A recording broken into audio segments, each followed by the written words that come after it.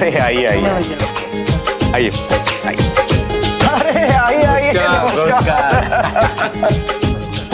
आइए हमारे गरीब खाने पर। जीते रहो। आइए आइए आइए। ये गरीब खाना नया नहीं है, समझिए हमारे लिए। और ईश्वर इस तरह का गरीब खाना सबको दे। विराजमान बैठो बैठ। आखिर वो दिन आ ही गया जिसका हमको सालों से इंतजार था। क्यों?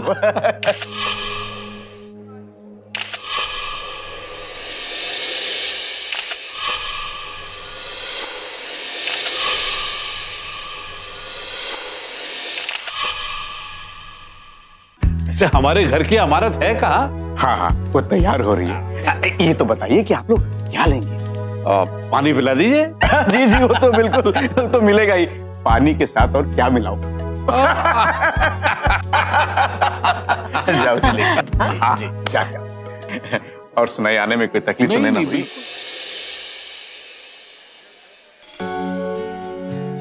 दीदी, ये रंग को जच नहीं रहा है मुझ पर। बहुत जच रहा है। देखना, जयदेव तुम्हें देखते ही चक्कर खाकर गिर जाएगा। पर मुझे लगता है कि साज सवरना कुछ ज्यादा ही हो गया। तो बस चुप कर, यही तो समय है साज श्रृंगार का।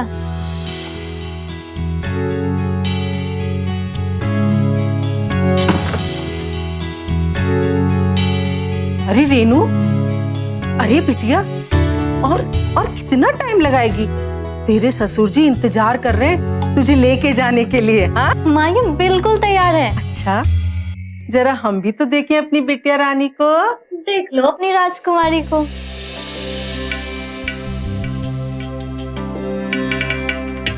अरे वाह, कहीं नजर न लग जाए हमारी बिटिया रानी को। अब जल्दी से तुम दोनों बाहर आओ। हाँ, ठंडा नाश्ता दे दी। मेहमानों को कोई तकलीफ नहीं होनी चाहिए। जी साहब। ये एक गिलास सादा पानी पिलाएंगे? अभी लाता हूँ। हाँ, जल्दी जाओ। जैकी जी, आपसे कुछ जरूरी बात करनी थी, लेकिन अकेले में। क्या बात है शरण बाबू, हमसे कोनो गलती? अरे नहीं, बस आप चलिए ना बाबा, चलिए उस कमरे में आइए। भाभी अंदर आने दीजिए ना। अंदर आने के लिए इतने उतावले क्या हो रहे देवर जी? विदा करा के तो ले ही जा रहे हैं ना घर, फिर जितना मन करेगा निहारते रहिएगा। अरे भाभी, रेणुका पत्नी है हमारी, हमारा हक बनता है उसे देखने का। कहाँ है वो? नहीं, हक का जोर यहाँ नहीं चलेगा। चलिए निकलिए यहाँ से। देखिए भाभी, आप हमारे साथ अन्याय कर रही हैं। पति पत्नी के बीच में काहे दीवार बन रही है? मिलने दीजिए। दीवार नहीं, पहरेदार। और ये पहरेदार ने किया दरवाजा बंद। अरे भाभी, भाभी दरवाजा तो खोलो, भाभी दरवाजा खोलो। भैया, आप यहाँ पर भी पीकर आए हैं? क्या करें, आज मौका ही कुछ ऐसा, हम सोचे थोड़ा पी लिया जाए।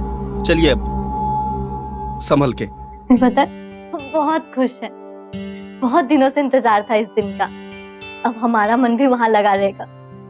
हम दोनों मिलकर उस घर पर राज करेंगे, है ना? दीदी, दो बहना देवरानी जेठानी बन के राज करेगी, ये बोलो। दीदी, ये हाथ कैसे जल गया? वो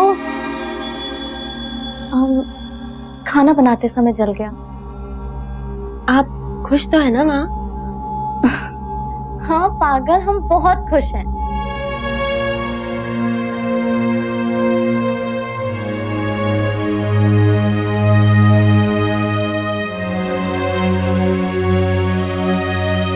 बस तुम्हारी बहुत याद आती है। हमको भी तुम्हारी बहुत याद आती है दीदी। विश्वास नहीं होता ये 5 साल कैसे गुजर गए। हाँ बिल्कुल, क्या दिन था वो। हम दोनों की शादी एक ही दिन हुई, हमारी विदाई हो गई, पर तुम्हारी विदाई गौना के नाम पर रोक दी गई। काश कि तुम्हारी विदाई भी हो जाती, कितना अच्छा होता।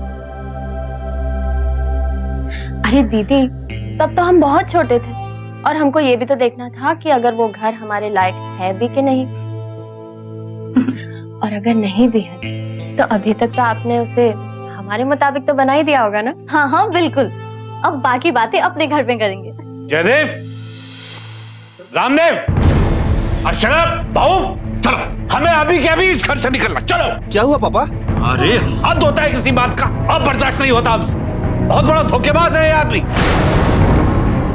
ऐसा मत कीजिए, हम आपके आगे हाथ जोड़ते हैं। हमें कुछ नहीं सुनना, बस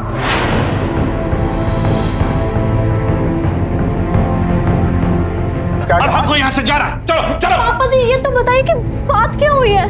हमने कहा ना, हमें कुछ भी नहीं कहना, लेकिन हम इस घटिया आदमी के घर में आप एक मिनट भी नहीं रुके। चलो चलो यहाँ से। देखिए सुनिए, आप ऐसा मत कीजिए। देखिए आज रेणुका की विदाई है, आज आप उसे अपने घर ले जाने वाले हैं, ऐसा मत कीजिए। अरे आप अपनी बेटी को अपने घर में रखिए, जब तक आपका दिमाग नहीं ठिकाने आ जाता। अरे आप ये क्या कह रहे हैं? देखिए हम आपके आगे हाथ जोड़ते हैं, ऐसा मत कीजिए, सब अनर्थ हो जाएगा। चरण बाबू देखिए, हम बर्बाद हो जाएंगे, हमारी बेटिया की जिंदगी खराब हो जाएगी। चलो यहाँ से, चलो भाऊ। बाबू सुनिए मेरी बात सुनिए। अरे जल्दी बेटा रेणुका को ले जाओ बेटा, सुनो मेरी। चरण बाबू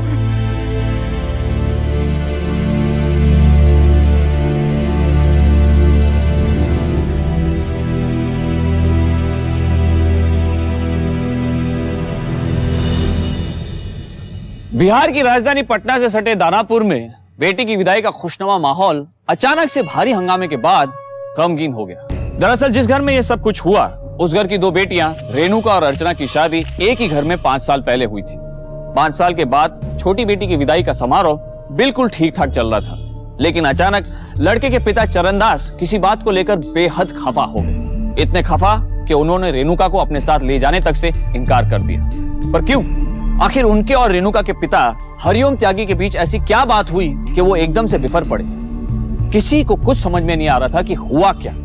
आखिर ऐसी क्या गलतफहमी हुई कि खुशी का माहौल अचानक से गम के आंसू में बदल गया।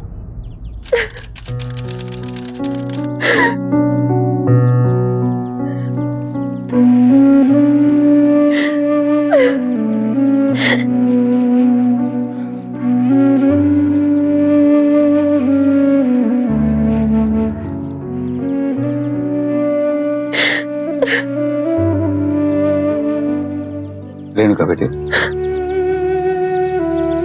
बाबूजी,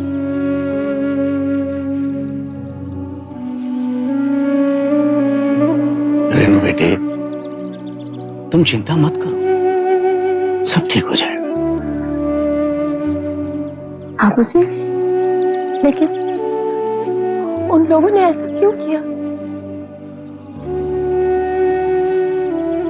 बेटे दरअसल वो चरण बाबू तुम्हें यहां से विदा करने से पहले हमारे सामने एक शर्त रखे। उन्होंने मुझसे 6 लाख रुपए का मांग की बेटी, दहेज के नाम पर।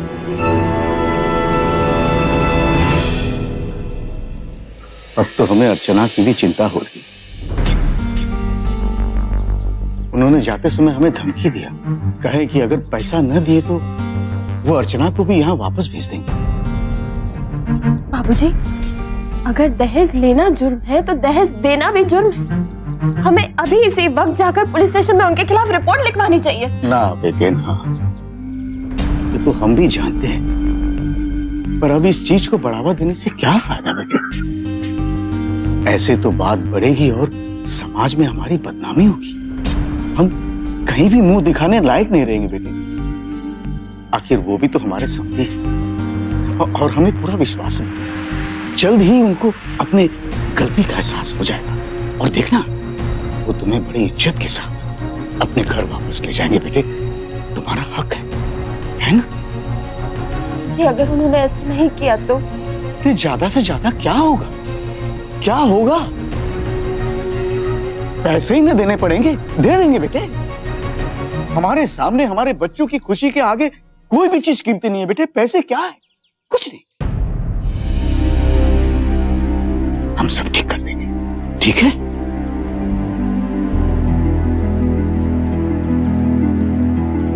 जयदेव से बात करती हूँ। क्या बकवास कर रही हो रेणुका?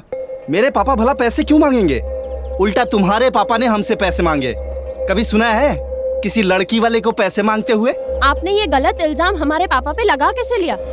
और किसने कहा आपसे कि हमारे पापा ने आपसे पैसे मांगे? हमारे पापा ने कहा है हमसे। आपके पापा ने कहा और बिना सोचे समझे आपने मान लिया? तुम भी तो यहाँ बिना सोचे समझे मुझसे सवाल कर रही हो। तुम क्या कर रही हो यहाँ पे? जाओ निकलो, निकलो यहाँ से फौरन। जाओ। पापा सही कह रहे हैं, तुम चली जाओ यहाँ से।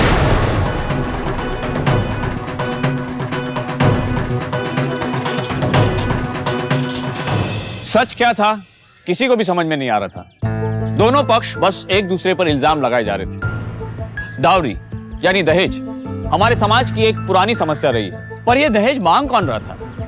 अक्सर ऐसी मांगे वर पक्ष की ओर से होती रही हैं। लेकिन यहाँ जो आरोप चरणदास लगा रहे थे वो बेहद चौंकाने वाला था। उनकी माने तो रेणुका के पिता ने उनसे दहेज की मांग की थी और ये बेहद आश्चर्य करने वाली बात थी, क्योंकि ऐसा होता नहीं है कि लड़की वाले दहेज की मांग करें। ऐसे में कौन सच बोल रहा था? इसी उलझन के बीच इस मामले ने एक और नया मोड़ ले लिया। भाभी आपने मेरी कैब देखी है क्या? मिल नहीं रही। मैं अभी लाई।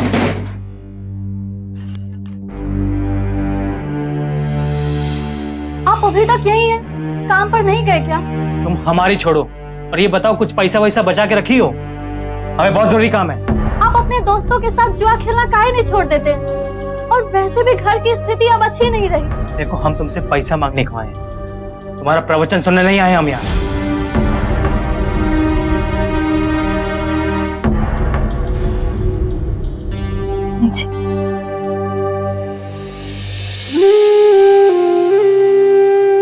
देखिए भाभी, आप जरा भी चिंता मत कीजिए, मैं सब कुछ जल्दी ही सुलझाने की कोशिश करूंगा। लेकिन हाँ, बस आप बाबूजी की बात जरूर याद रखिएगा। आप घर छोड़ के मत जाइए। अच्छा भाभी, मैं चलता हूँ। अर्चना, कहाँ मर गई तुम? हाँ आई।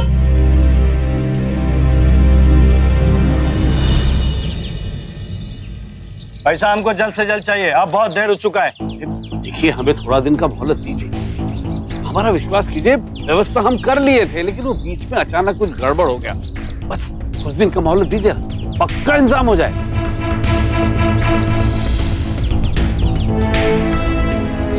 पापा को पैसे की जरूरत थी? कहीं सही में उन्होंने दहेज तो नहीं मांगा था और मैंने रेणुका के साथ गलत व्यवहार किया? टीनू, आज देर हो गई आज। हाँ माँ। अरे कहाँ रह गई थी तुम? हाँ, हम कितनी देर से इंतजार कर रहा हूँ तुम्हारे लिए। अब तक कहाँ थी? मुझे बच्चों को पढ़ाने में देर हो गई। पर क्या बात है? और ये पैसे किस लिए? अरे इसीलिए तो। देखो, ये पैसा 1 लाख रुपया है। अब ये पैसा हम तत्काल जाके चरण बाबू के हाथ में दे देंगे। अब फिर उनसे बाकी के पैसे किस्तों में देने का भी बात कर लूंगा, ठीक है ना? बाबूजी, ये करने की कोई जरूरत नहीं। अरे बेटा, तुम नहीं समझती। देखो, हमरे लिए हमारा परिवार सबसे पहले है। बाबूजी, लेकिन आप इतनी जल्दी क्यों हार मान रहे हैं? देखो बेटा, हमको अर्चना का भी तो चिंता है ना। हम देखते हैं।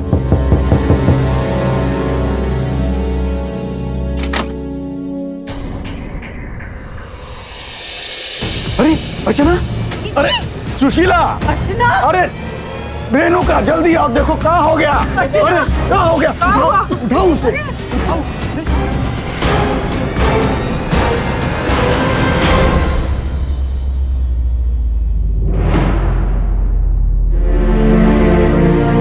मुझे लगता है इन्हें कोई गहरा सदमा पहुंचा है, जिसकी वजह से ये बेहोशी की हालत से बाहर नहीं आ रही है।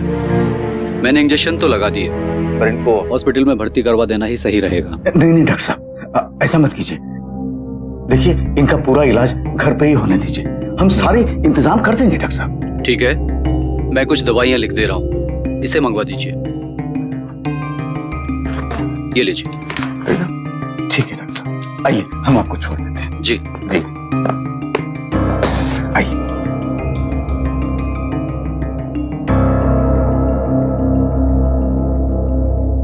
देखो ना, क्या हो गया हमारी बिटिया को, क्या हाल किया। बाबूजी, देखा आपने उन लोगों ने क्या हाल बना दिया है दीदी का। और आप तो उन्हें पैसे देने निकले थे ना, इसीलिए मैं आपसे कह रही थी कि चलते हैं पुलिस स्टेशन और कंप्लेन करते हैं, लेकिन आपने कितनी देर कर दी कि जान पर बन आई है। अब किस बात का इंतजार कर रहे हैं बाबूजी? चलिए पुलिस स्टेशन चलते हैं और पुलिस को बताते हैं उन लोगों ने क्या किया है दीदी के साथ। तुम सही कह रही हो बेटी।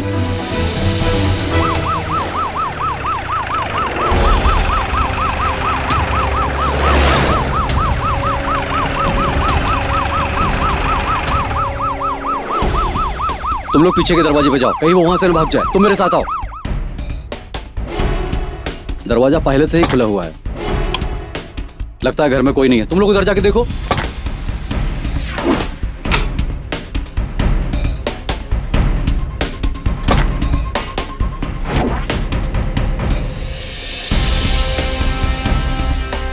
सर घर में कोई नहीं है, हम पूरा चेक कर लिया हूँ। लगता है सब फरार हो गए।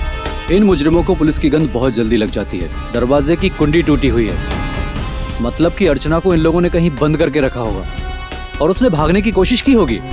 इस चरणदास को जल्दी से जल्दी पकड़ना होगा, नहीं तो ये कहीं दूर निकल जाएगा। चलो।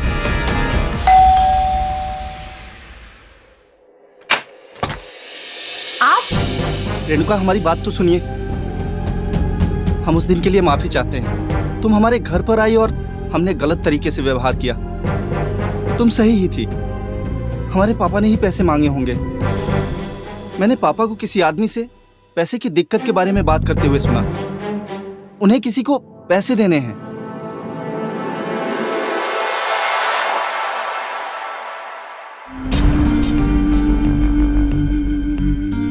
विश्वास नहीं होता कि पापा ने भाभी के साथ ये सब किया होगा। आप घर पे रहते ही कितने दिन हो कि आपको सब कुछ पता चलेगा। और फिर जब उन्होंने इतना सब कुछ किया है तो फिर उसके बाद भागने की क्या जरूरत थी? भाग रहे हैं? मतलब तुमसे किसने कहा कि वो भाग रहे हैं? पुलिस। पुलिस ने? ये घर के मामले में पुलिस का? ओह, तो तुम लोगों ने पिताजी के खिलाफ थाने में रिपोर्ट दर्ज की है? इतना सब कुछ करने के बाद उन्होंने कोई चारा नहीं छोड़ा हमारे लिए। मेरे पापा ने भाभी के साथ ऐसा नहीं किया होगा। मेरे पापा गायब हैं। लेकिन हमें अंदाजा है कि वो कहाँ होंगे। शायद सबलपुर में। वो वहां अक्सर जाया करते थे, लेकिन कभी कुछ बताया नहीं। ये जो गलतफहमी हुई है उसको दूर करने के लिए हम पुलिस की मदद करेंगे।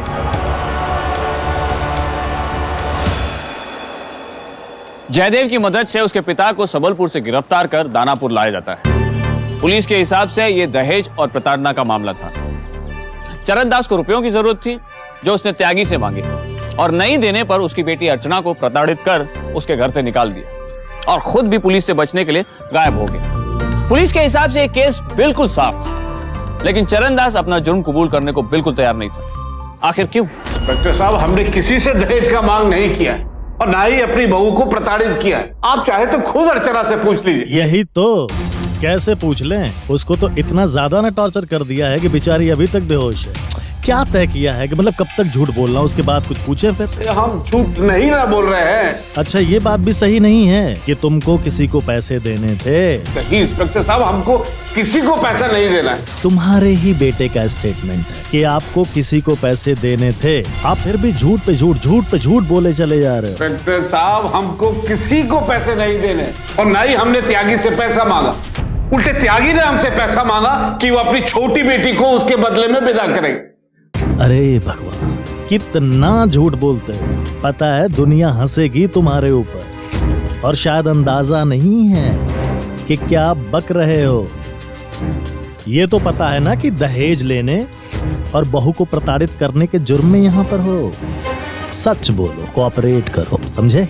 और जाओगे लंबे समय के लिए भीतर। अगर तुम्हारे दिमाग में ये आ रहा होगा कि कल को बेल हो जाएगी तो उसको निकालो और फेंको बाहर तुरंत। बिल्कुल सच कह रहे हैं इंस्पेक्टर साहब।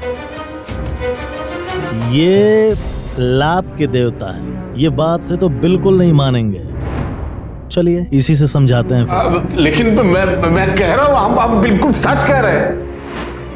अरे अर्चना, क्या हो गया दीदी आपको? क्या हो गया? अरे रेनू तने पानी तो लेकर आओ। बस बस बेटा, बस बस। क्या हुआ? अरे तुम लोगों ने ये दवाई दी थी कहाँ? हम भूल गए। भूल गए? अरे क्या करती हो तुम लोग भी, समझ में नहीं आता है। बस बस बस बेटा, बस। और हम कहा कर गए थे कि इसे समय समय पर दवाई देते रहिएगा, और अगर दवाई खत्म हो जाए तो हमें कह दीजिएगा, हम फिर से दवाई भेज देंगे। कहे थे कि नहीं? और तुम लोग हो कि बस बैठे हो। आगे से याद रखेंगे। आगे से याद रखेंगे। इंस्पेक्टर साहब, हमें पिताजी से मिलना है। कौन है तुम्हारे पिताजी? जी, चरणदास जी। ना, उनसे मिलने की परमिशन हम आपको नहीं दे सकते। सर देखिए, मेरा उनसे बात करना बहुत ज्यादा अरे जरूरी जब है। बात करने का कोनो फायदे नहीं है तो क्या बात करोगे? तुम्हारे पिताजी बहुत जिद्दी आदमी हैं, वो सच बोलेंगे ही नहीं, लेकिन उनको पता नहीं है कि पुलिस सच कैसे उगलवाती है। आप एक काम करिए, घर जाइए। देखिए इंस्पेक्टर साहब, मेरा क्या उनसे कहा मैंने? घर जाइए। लेकिन मैं यहाँ बाहर बाहर, घर जाइए। अरे जयदेव! जी पापा। जयदेव, हम कुछ नहीं किए बेटा, कुछ नहीं किए। हमको यहाँ से जल्दी निकालो, जल्दी से। अरे ज्यादा चिल्लाओगे तो मुंह पे टेप चिपका देंगे। कुछ नहीं किए बेटा।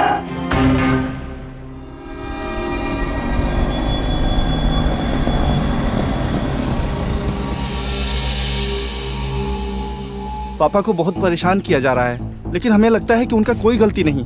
आपने खुद ने सुना था ना कि उनको किसी को पैसे देने थे, तो फिर वो क्यों नहीं मान रहे? यही तो मेरी समझ में नहीं आ रहा रेणुका। हमें केवल इतना मालूम है कि पापा किसी जरूरी काम से सबलपुर जाया करते थे, इससे ज्यादा कभी कुछ नहीं कहा उन्होंने। शायद वहाँ जाके हमें सच का पता चल जाए कि वो वहाँ क्यों जाते थे।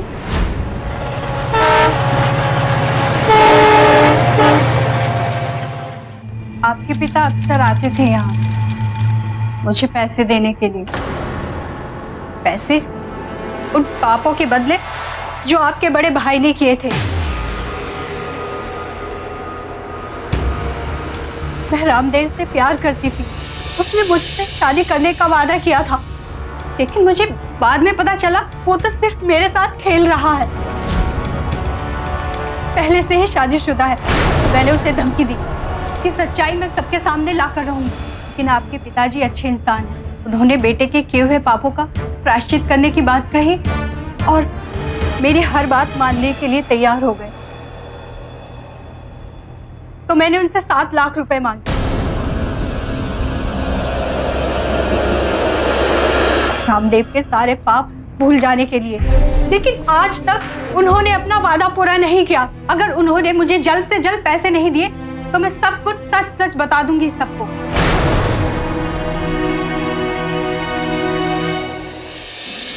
इसीलिए पापा को पैसे की इतनी जरूरत थी। बदनामी के डर के कारण किसी से कुछ बताने के लिए तैयार ही नहीं है वो। जब दीदी को ये सब पता चलेगा तो क्या बीतेगी उन पर? देखो तुम फिक्र मत करो, मैं ये सब ठीक करके ही दम लूंगा। भैया पहले ऐसे थे, लेकिन अब ऐसे नहीं है। बस उनके पिछले दिनों का पाप धो रहे हैं हम। लेकिन अभी सबसे जरूरी हमको पुलिस को ये बताना है कि पापा को पैसे की जरूरत आखिर क्यों पड़ी। हमें दीदी के लिए दवा लेना है ना? हाँ। ये सारी दवाइयाँ चाहिए। जी मैम।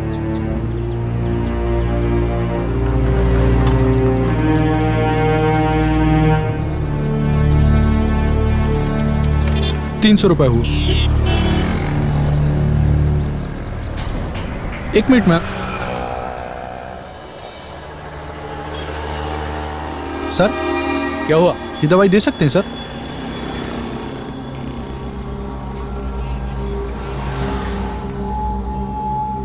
आपको ये दवाई क्यों चाहिए? मेरी दीदी के लिए। पर क्या आप जानती हैं ये किस चीज की दवा है?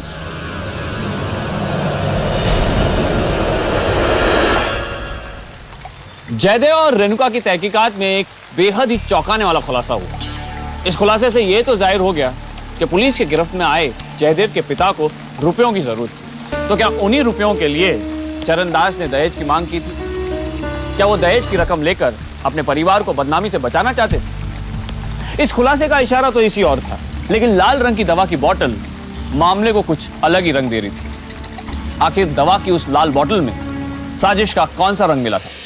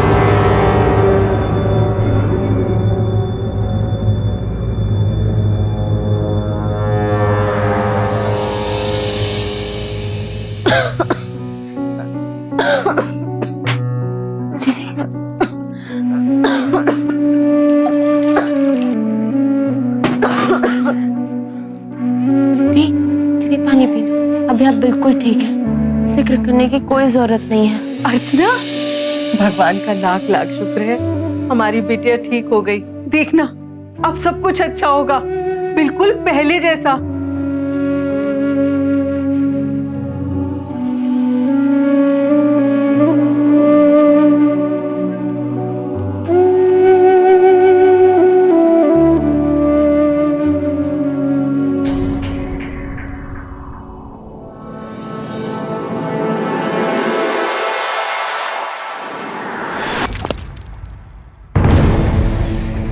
अरे रेनू, ये क्या करी?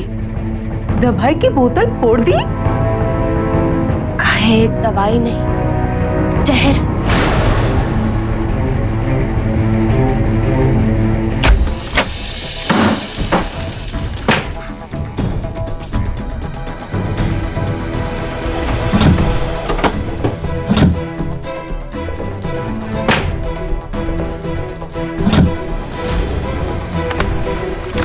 अरे ये सब क्या है?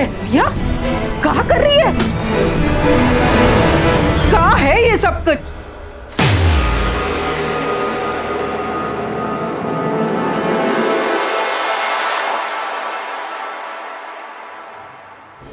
आइए आइए चरणदास जी, बैठिए। तो आप अपना जुर्म कबूल करने के लिए तैयार हैं? पक्का बोलिए।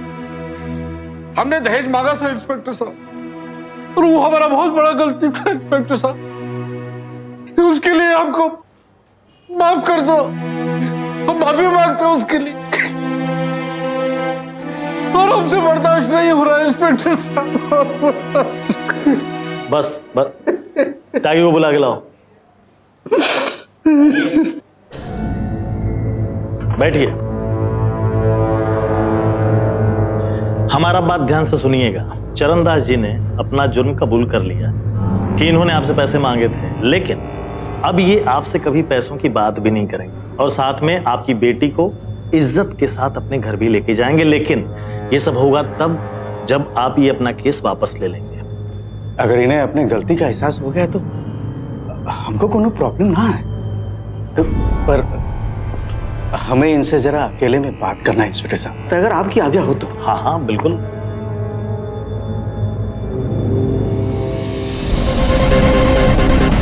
भैया जल्दी चलिए प्लीज। इंस्पेक्टर साहब, हम अपना केस वापस लेने को तैयार हैं। चरण बाबू को अपने गलती का एहसास हो गया है। उन्होंने हमसे वादा किया है कि वो हमसे कभी दहेज की मांग नहीं करेंगे, और हमारी बिटिया को भी अपने घर वापस ले जाएंगे। आप सब लोगों का बहुत बहुत धन्यवाद। अरे आज आपके वजह से हमारी बिटिया का घर बर्बाद होने से बच गया इंस्पेक्टर साहब। अच्छा, अब हमें आप कह दीजिए, एक खुशखबरी हमको घर में भी तो सुनाना है। हाँ हाँ। अच्छा।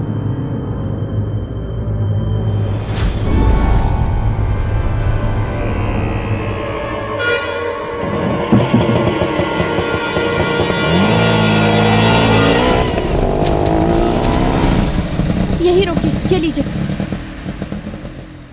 इंस्पेक्टर साहब, हाँ क्या हुआ? ये देखिए।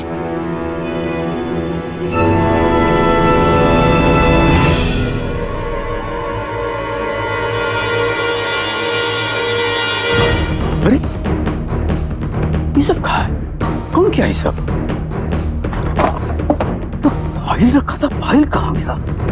अरे सुनती हो ए अर्चना की माँ, अरे सुनती हो? क्या हुआ? अरे ये सब कहाँ है? कौन किया ये सब? ये सब तो रेणुका की है। पर काहे? ये सब करने की क्या जरूरत रहे? अरे कहाँ है वो रेणुका? हमका नहीं पता। अरे हम यहाँ पे एक तो फाइल रखे हैं। यहाँ वो फाइल कहाँ है? हम कहाँ जाने? देखो अब दरवाजे पे कौन आया, देखो।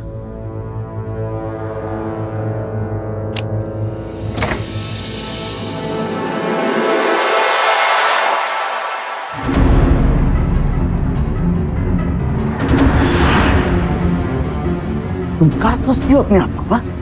ये सब क्या किए हो? आपको ये सवाल करने का कोई हक नहीं है हमसे। काहे कि आप हमारे बाबूजी नहीं हैं, दलाल है आप, दलाल।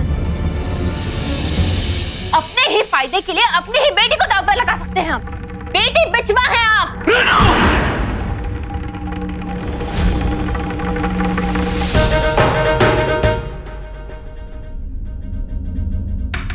अरे इंस्पेक्टर साहब, आप यहाँ? बहुत जरूरी काम था। थाने में चरणदास ने अपना बयान ही बदल दिया है और तुम्हारी साजिश में भी शामिल होने से मुकर गया वो। अब क्या करोगे? ये सब क्या कह रहे हैं आप? क्या हो रहा है यहाँ? दीदी, आप खड़ी क्यों हैं? आइए।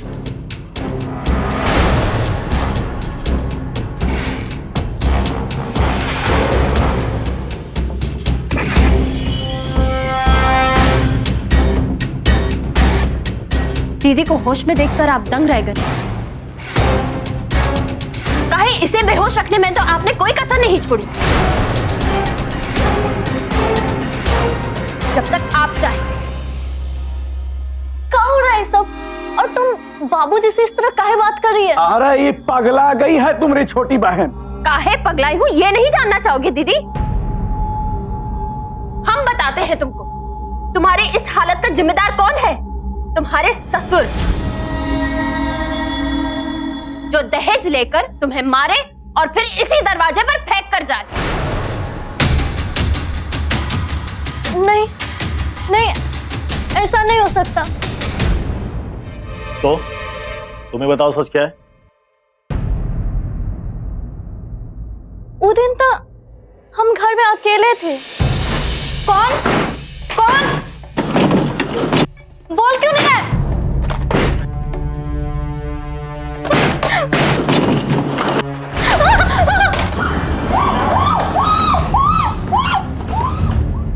हमारे ससुर जी तो हमको बहुत मानते हैं, हमारा बहुत ख्याल रखते हैं, वो बहुत प्यार करते हैं हमसे। बिल्कुल सही। और ये सब कुछ तुम हम सबको आकर बता ना दो, इसीलिए हमारे पूजनीय पिताजी ने तुम्हें बेहोश रखा। अरे क्या कहे जा रही हो? हाँ? अरे पगला गई हो का? काहे? सच कड़वा लगा? आपने इसको जो दवा देकर बेहोश रखा वो ये दवाई है ना?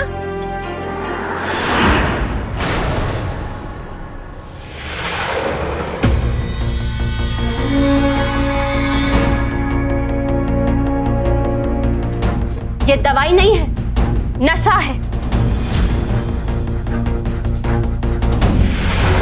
जो मरीजों को दिया जाता है जब उन्हें सुलाए रखना हो। हम ये नहीं जानते कि ये दवाई आपने कहां से खरीदी, लेकिन ये जरूर जानते हैं कि इसे सुलाए रखने के लिए आपने इसी दवाई का इस्तेमाल किया। आज तुम होश में क्यों? काहे कि हमने तुमको ये दवाई नहीं दी, काहे कि हम इस दवाई का सच जान चुके थे। संजोग से हम ये दवाई खरीदने बाजार गए थे, जहां हमको मालूम पड़ा ये दवाई पर तो प्रतिबंध है। और गलती से ही सही सही सच हमारे सामने आ गया, वरना ये अपना गंदा साजिश में तो कामयाब हो गए थे। और ये जो हमारे बाबूजी जो हमारे सामने खड़े हैं ना, वो अपनी बेटी को ही बेचकर सपनों का घर खरीदना चाहते थे।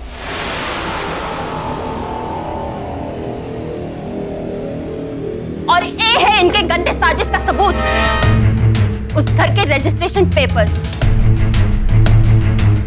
सिर्फ एक नजर पड़ी थी हमारी आप पर, जिस दिन आप 1 लाख रुपए लेकर दहेज देने जाने का नाटक कर रहे थे। ये पैसा 1 लाख रुपया है। अब ये पैसा हम तत्काल जाके चरण बाबू के हाथ में दे देंगे और फिर उनसे बाकी के पैसे किस्तों में देने का भी बात कर लूंगा।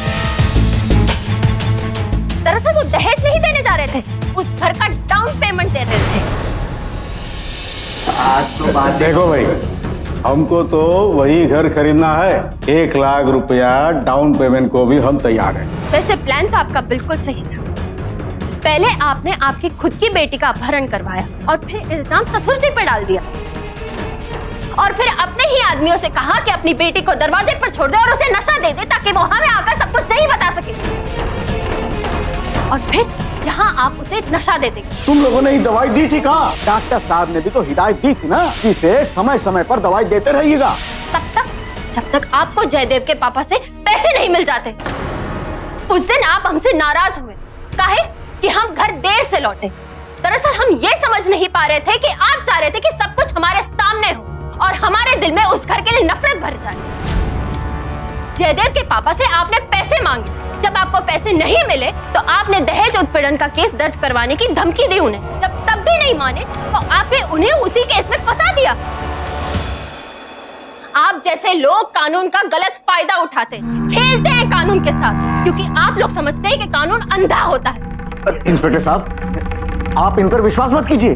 देखिए, ये सब हमारे खिलाफ साजिश है। उस चरण बाबू ने इसको पैसा खिला के हमारे खिलाफ खड़ा कर दिया। अरे हमारे खिलाफ कोई सबूत है आपके पास? बताइए, नहीं है ना? अरे हम बिल्कुल निर्दोष है, ये सब मनगढ़ंत कहानी है। हाँ, हमने कुछ नहीं किया। अच्छा, ज्यादा सफाई देने की जरूरत नहीं है, गले को आराम दीजिए। थोड़ा बहुत सबूत हमारे पास भी है। उस दिन थाने में चरण बाबू से जो बात कर रहे थे, वो बात हमने रिकॉर्ड कर ली। सुनिएगा, सुनिए। हाँ तो चरण बाबू, आपका अकल ठिकाने लग गया ना? अब 6 लाख रुपया हमको जल्दी से जल्दी घर पहुंचा दीजिएगा, तबे जाके हम केस कोर्ट से वापस लेंगे। और हाँ, याद रखिएगा, पहले हमको पैसा चाहिए, पैसा। नहीं तो आप तो अब तक समझ ही गए होंगे कि 6 लाख रुपया भारी है। ये आपके दहेज उत्पीड़न का केस, समझ गए ना? जल्दी से आप अपना पैसे का इंतजाम कीजिए, हमारे पास समय नहीं है।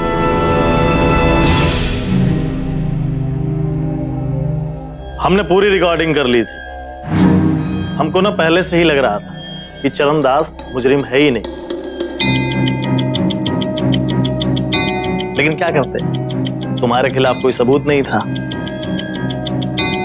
लेकिन जब रेणुका हमारे पास आई तब सारी बात साफ हो गई थी। कुछ कहिएगा? आपने ऐसा काहे किया बाबूजी? बस कुछ पैसों के लिए? हाँ दी, बस कुछ ही पैसों के लिए। इनका सपनों का घर ज्यादा कीमती है अपने परिवार के खुशियों से। इनका स्वार्थ ज्यादा कीमती है अपने बेटियों से, और इनके संबंधी की प्रतिष्ठा। चलो, जेल में चक्की पीसते पीसते इस बात की तो तसल्ली रहेगी कि तुम्हारी बेटी बहुत ही समझदार और होशियार है, और तुम छी, इसके बाप हो। ले चलो इसको।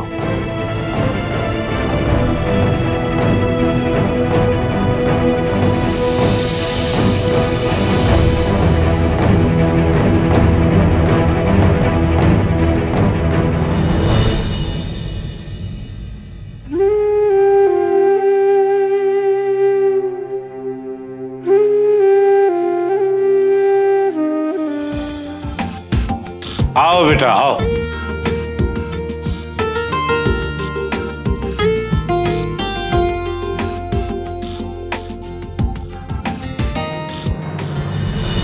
हरिओम त्यागी को अपनी बेटी को किडनैप करने और उसे मानसिक और शारीरिक रूप से प्रताड़ित करने के लिए आईपीसी की धारा 363 एवं चरणदास को ब्लैकमेल करने और जबरदस्ती पैसे उगाही के लिए उसे मजबूर करने के लिए आईपीसी की धारा 384 के तहत गिरफ्तार कर केस चलाया गया और उसमें उसे 7 साल की जेल और 1 लाख रुपया जुर्माना लगाया गया। ये सच है कि दहेज के लालच में आकर न जाने कितने ही लोग दानव बने हैं, न जाने कितने ही मासूमों को अपनी जान गंवानी पड़ी है। एक आंकड़े के मुताबिक 2011 में दहेज के कारण 8,618 औरतों ने अपनी जान दी है। यही कारण है कि इस कुप्रथा के खिलाफ सख्त कानून बनाया गया है ताकि ऐसे करने वाले किसी भी शख्स को सख्त से सख्त सबक दिया जा सके।